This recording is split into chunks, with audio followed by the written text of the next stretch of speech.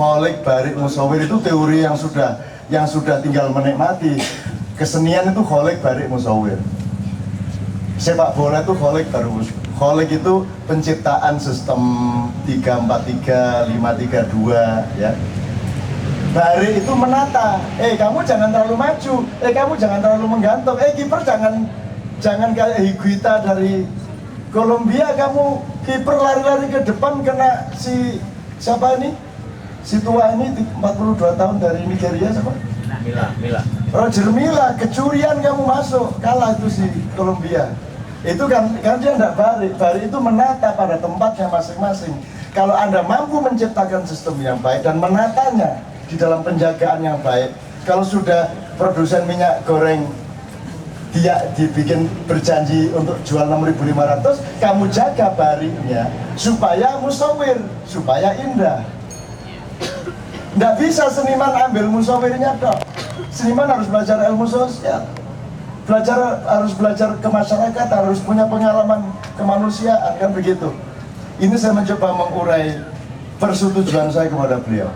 Terakhir sekali, saya ingin mengingatkan, beliau kan berkali-kali mengatakan terhijab, hijab itu tabir. Ini bahasa kaum sufi sebenarnya. Waduh, ini orang sudah terbuka hijabnya. Mas Taufik Ismail itu hijab antara hijab tabir, kelambu antara dia dengan Allah dan Rasulullah itu sudah kebuka. Jadi begitu disebut Muhammad dia langsung nangis. Itu Mas Taufik Ismail yang dulu sering kita dengerin baca punya di sini. Nah, saya ingin mengingatkan satu hal saja untuk teman-teman yang punya hobi mengkafirkan orang lain. Kata kafir itu berasal dari menutupi. Sesuatu yang ditutupi, sesuatu yang ada dianggap tidak ada. Tuhan punya hak, tidak diakui haknya. Tuhan punya otoritas, tidak diakui otoritasnya. Kita hanya mengatakan hak asasi manusia, dan sedikit pun tidak pernah berpikir tentang hak asasi Tuhan, dan tidak pernah berpikir mengenai kewajiban asasi manusia. Itu namanya tertutup, terhijab. Dan hijab itu sama dengan kufur. Jadi orang yang terhijab itu sebenarnya orang kafir. Jadi kalau mau nyari orang kafir, jangan dari agamanya, tapi dari kadar penggunaan akal sehatnya. Kan itu. Atau kafir bisa macam-macam, ada 6 tingkat kafir. Kita ini setiap hari kafir, setiap detik kita ini kafir. Jadi kalau saya mengkafirkan orang, ketawa sendiri lah, ya aku ya kafir ya. Karena idiomnya jelas, la in syakartum, kalau engkau bersyukur Allah akan menambahi rezeki kepadamu, wala in kafartum, dan kalau engkau kufur, syukur sama kufur ini gelap sama terang, terang sama gelap.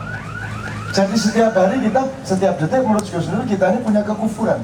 Sedikit kita tidak bersyukur kepada Allah, pada saat tidak bersyukur itu kita kufur, kita kafir. Nah, jadi ini saya senang sekali Pak Hidayat menjelaskan mengenai terhijab, dan kita mencoba menarik, kalau gitu kita ini sebenarnya punya unsur kekufuran yang luar biasa. Nah ini tanggapan.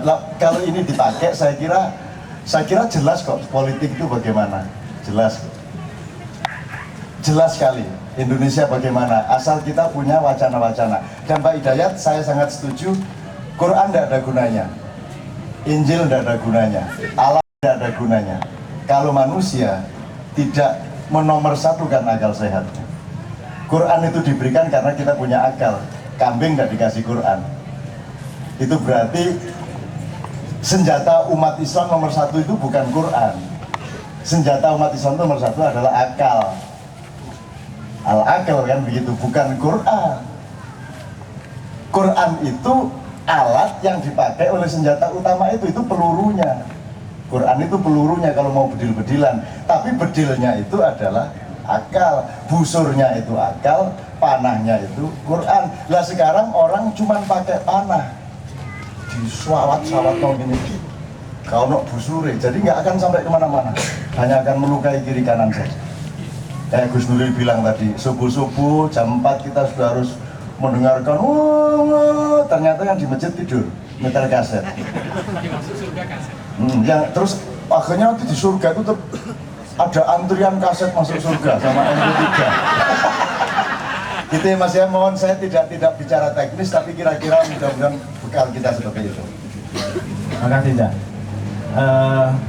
Tadi sangat menarik disampaikan oleh Cak Nun bahwa tidak menutup-nutupi ruang, katakan ada, kalau memang ada kan gitu. Di hadapan kita ada Mbak Ratna, coba berikan dalam. So, tolong Anda berlapang dada dan biarkan seseorang menempuh sesuatu yang dia cita-citakan baik. Dan saya mendukung. Mendukung itu dalam arti tidak selantas jadi orang Hanura. Saya akan mendukung kesehatan ayam tanpa saya harus menjadi ayam. Saya kemarin di PAN saya juga, jadi Bung Karno sebentar, tapi tidak ada saya sebut hidup PAN, tidak ada. Emang mati saya sebut hidup PAN, itu kan mati berarti. Karena semua urip masuk tadi urip PAN, emang nggak yakin lu kalau hidup lu kan gitu kan. Jadi saya nggak perlu hidup PAN. Jadi saya juga mau kalau di PKB, yang saya pertimbangan saya kalau untuk partai 2009 itu yang paling harus dibantu itu yang paling bawah, PAN, PKB gitu. Kalau yang agak tengah itu sudah cukup kuat lah, Golkar sama PKS gitu ya, itu sudah cukup kuat. Tapi kalau yang paling atas, Golkar sama PDIP, PDIP sama PKS ya, itu sedang tidak terlalu betul lah ya, tapi sudah cukup kuat gitu. Dengan segmen dan sifat dalam tanda petik komitmen atau ideologinya yang entah ideologi benar atau bukan gitu. Tapi kalau yang agak tidak perlu dibantu itu ya yang sangat kuat, yaitu yang berkuasa Partai Demokrat dan Golkar. Itu ya sudahlah, wis gede, wis gerang, masuk tadi jalur diwangi barang lah. Kita ngewangi yang kecil-kecil. Tapi kerjaan saya kan dilirik oleh yang kecil dan dilirik oleh yang masih kalah kan. Nanti begitu menang kan juga sudah lupa sama saya kan. Nanti biasa. Cuman saya ingin menanggapi Mbak Ratna. Kalau saya itu agak pragmatis, Islam saya itu. Saya tidak pernah urusan wanita itu lebih tinggi apa lebih rendah dari laki-laki. Ruwet itu.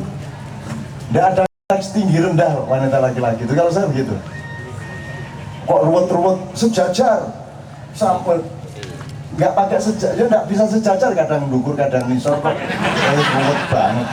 Kalau saya nggak pakai idiom itu, nggak ada idiom lebih tinggi lebih rendah. Sebab ukuran lebih tinggi lebih rendah itu jelas dalam Islam.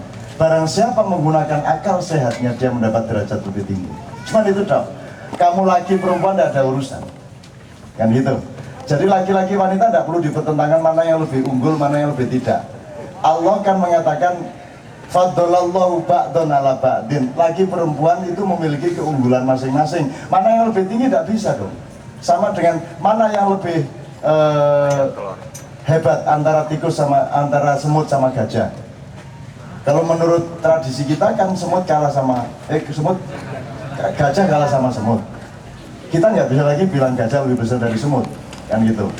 Nah, jadi menurut saya Mbak, kalau saya nggak pakai gitu-gitulah. Termasuk berani dan takut tuh nggak ada dalam hidup kita. Ruwet itu. Nggak usah berani, nggak usah takut gitu loh. Ya sudah hidup saja gitu loh. Kok angel temen tuh ya. Kalau perlu nggak ada kaya, nggak ada miskin kan enak. Wong Nabi Muhammad tuh untuk apa kita sebut miskin meskipun dia sangat miskin, gitu loh. Nabi Sulaiman sangat kaya, untuk apa kita sebut kaya? Ya sudahlah, yang kita ambil itu akhlaknya saja gitu. Kalau saya gitu, berani, optimis, pesimis itu juga ruwet itu. Aku anggar ngomong disebut camun kok pesimis. Karena urusan pesimis, karena urusan optimis. Aku ingin ini, mbuh pesimis, mbuh, terus nggak ngerti saya. Kok hidup kok mengikat-ikat diri pada idiomatik yang aneh-aneh gitu loh. Lebih tinggi, lebih rendah, nggak ada lebih tinggi kecuali tinggi badan. Nah, kalau tinggi badan jelas, kalau Habibie kalah tinggi jauh dari SBY kan gitu kan. Gitu. Nah, jadi saya kepada Mbak Ratna saya cuma ingin mengatakan itu tadi aja. Saya agak risih kalau ngomong wanita sederajat, wanita harus memperjuangkan. Itu tidak percaya diri. Siapa loh yang bilang kamu lebih rendah itu ya siapa? Ibu itu ya bahkan lebih dimuliakan Allah daripada laki-laki. Saya sebagai laki-laki kadang-kadang malah cemburu saya. Ih, wanita nih, Allah ini kalau sama wanita, siapakah yang harus kita hormati? Ibu, kedua ibu, ketiga ibu,